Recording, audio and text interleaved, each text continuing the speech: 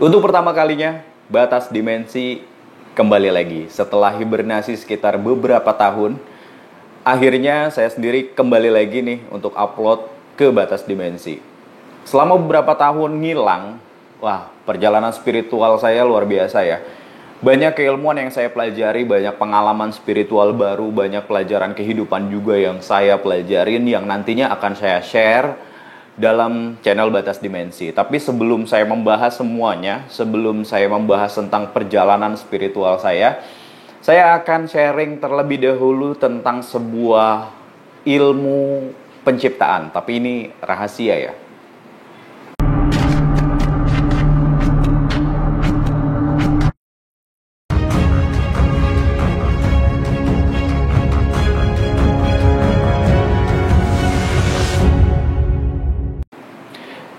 Oke, ini balik lagi nih di channel Batas Dimensi. Akhirnya udah lama banget lah. Udah lama banget saya baru bikin video lagi. Banyak sih yang udah nanyain, "Bang, kapan tayang lagi? Bang, kapan upload video lagi di channel Batas Dimensi? Bang, apakah Batas Dimensi ini tutup atau bubar?" Enggak ya. Jadi memang beberapa tahun belakangan memang banyak banget perjalanan spiritual yang saya sendiri jalanin, yang saya sendiri lakoni. Belajar tentang ilmu kehidupan juga, belajar dari segala macam alam semesta juga, belajar dari segala macam kondisi juga. Nanti saya akan share perjalanan spiritual saya di sini, keilmuan apa aja yang udah saya pelajarin. Tapi dalam video saya kali ini saya akan sharing tentang sebuah ilmu penciptaan. Nah, ini menarik ya.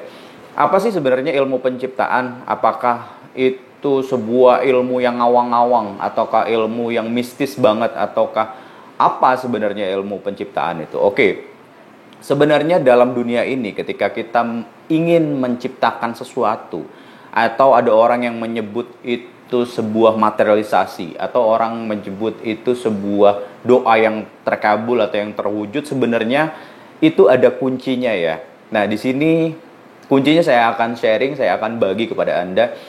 Ada 3 hal sebenarnya dalam kehidupan kunci dari sebuah ilmu penciptaan. Oke, kita langsung bahas ya. Yang pertama itu adalah tentang ketuhanan. Yang kedua, alam semesta. Yang ketiga adalah diri kita sendiri. Oke, kita bahas satu persatu. Kita bahas tentang ketuhanan. Nah, yang saya maksud ketuhanan di sini adalah inti dari semua hal, inti dari semua kehidupan kita. Mulai dari kita bangun tidur sampai nanti kita tidur lagi. Mulai dari kita dilahirkan sampai nanti kita wafat atau meninggal dunia. Tuhan itu meliputi segala hal. Tapi yang saya maksud di sini adalah seberapa kita meyakini keberadaan Tuhan. Seberapa kita melibatkan Tuhan dalam setiap detik kehidupan kita, dalam setiap kondisi kehidupan kita. Ini yang sebenarnya perlu digarisbawahi. Sebenarnya kita menganggap Tuhan ini sebagai apa? Tempat sebuah pelampiasan kah dalam tanda petik? Ketika kita susah baru balik ke Tuhan, dan pas senang kita lupa, ataukah pas lagi apa gitu? Ataukah ketika kita terpuruk doang kita baru mengenal Tuhan? Ketika lagi berjaya kita lupa semuanya? Nah, sebenarnya yang saya mau bahas di sini adalah bagaimana kita menumbuhkan sebuah keimanan. Keimanan yang saya maksud adalah sebuah kepercayaan, keyakinan tak tergoyahkan atas kehebatan Tuhan, atas keluar biasaannya Tuhan, atas keberadaan Tuhan dalam hidup kita.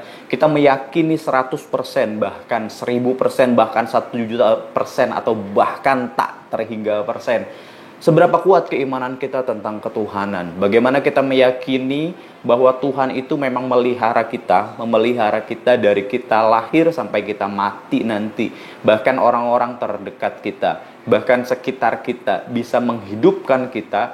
Nah, itu seperti apa sih sebenarnya? Keyakinan inilah yang harus kita tumbuhkan.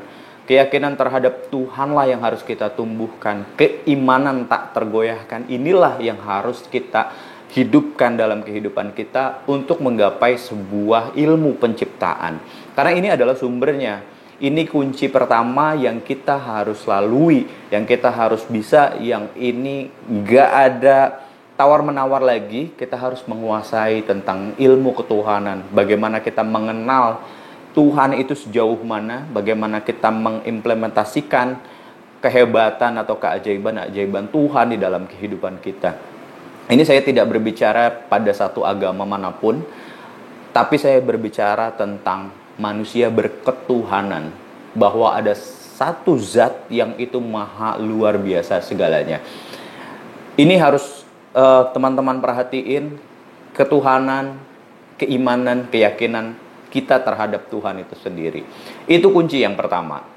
Nah, kunci yang kedua ini adalah alam semesta.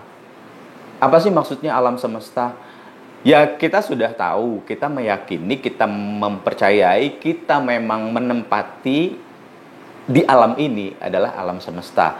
Alam semesta yang kita ketahui atau bahkan yang tidak kita ketahui. Sebagai contoh, salah satunya aja deh. Mungkin di sekitar kita ada, kita menghirup udara, kena matahari, ada hujan, ada air, dan lain sebagainya. Ada elemen-elemen di alam semesta yang memang kita harus pelajari. Ada beberapa elemen, misalnya ada air, api, angin, kemudian ada tanah, ada juga logam, dan lain sebagainya.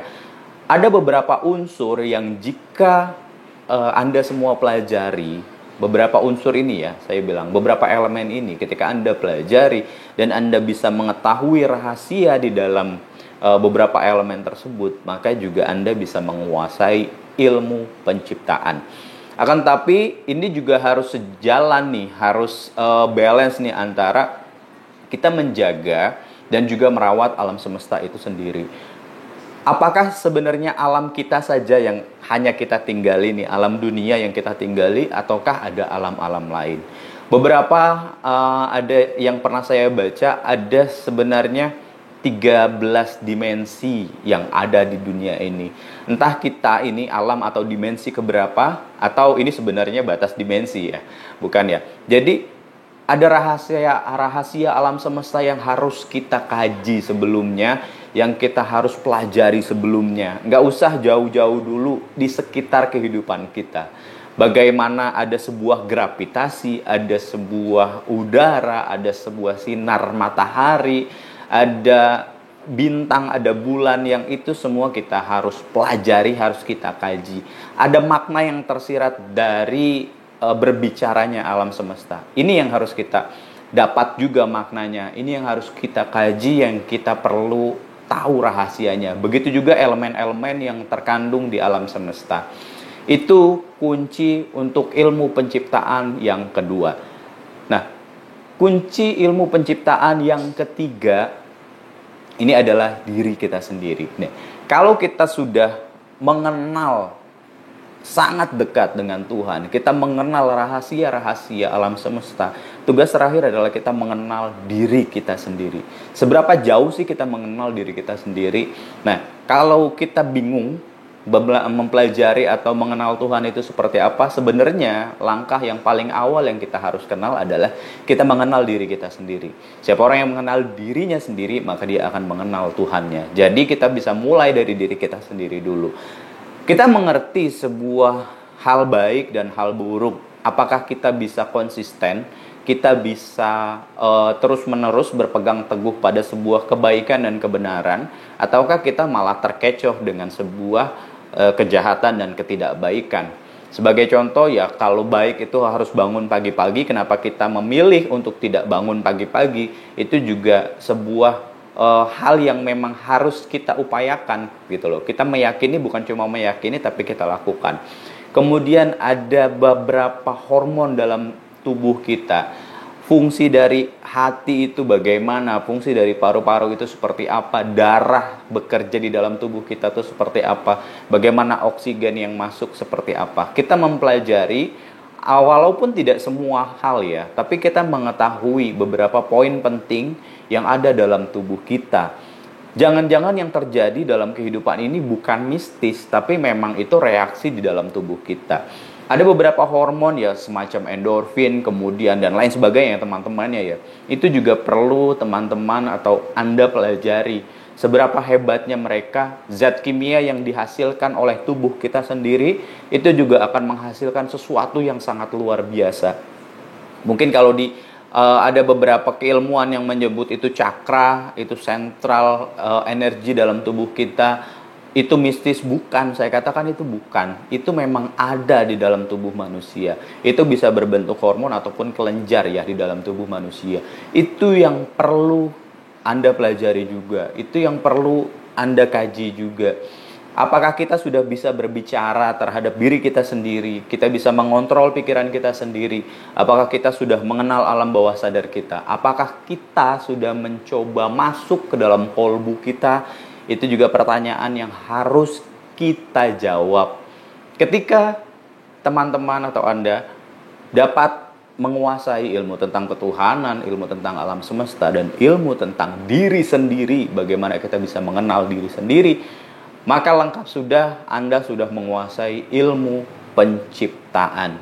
Nah, itu juga yang saya ajari dalam beberapa kelas saya ya, beberapa workshop saya. Jika Anda ingin berminat untuk mengikuti workshop saya juga bisa. Saya akan ajari beberapa hal, beberapa keilmuan termasuk ilmu tentang penciptaan. Saya akan sharing semuanya lebih dalam, saya kaji lebih dalam. Begitu juga jika Anda memiliki keinginan atau hajat, nanti bisa saya bantu bagaimana cara untuk memperoleh hajat atau keinginan Anda tersebut. Nah, kalau sekarang ini lagi musimnya caleg, ini juga penting bagi Anda yang ingin maju ke dunia perpolitikan. Ini juga penting bagi Anda bagaimana bisa memenangkan suara, bagaimana bisa memenangkan sebuah pertarungan politik. Nah, ini juga penting yang harus Anda pelajari. Dan nanti akan saya share juga berbagai macam rahasia keilmuan dalam channel Batas Dimensi. Saya rasa untuk video pembuka kali ini cukup sebuah rahasia ilmu penciptaan.